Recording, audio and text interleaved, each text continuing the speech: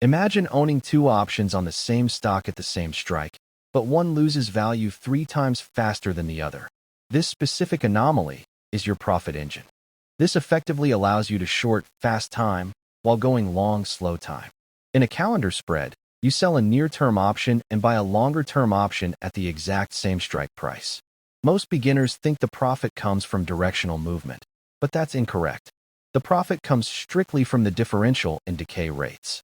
Recall from Phase 3 that theta is not linear, it is exponential. An option with 7 days to expiration is essentially in freefall compared to an option with 45 days left. Because you are short the front month, that rapid decay works in your favor, putting cash in your pocket faster than the long option loses it. However, there is a catch that catches even intermediate traders. While your net theta is positive, your position is extremely sensitive to implied volatility changes, a concept known as Vega, which we will deepen in the next episode. For now, focus on the math of the decay.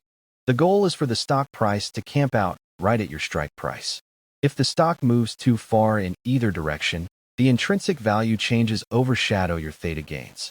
You are essentially building a tent where the peak profitability is right at the strike price on the day the front month expires. Ultimately, the calendar spread is a play on the geometry of time. You aren't betting on where the stock is going.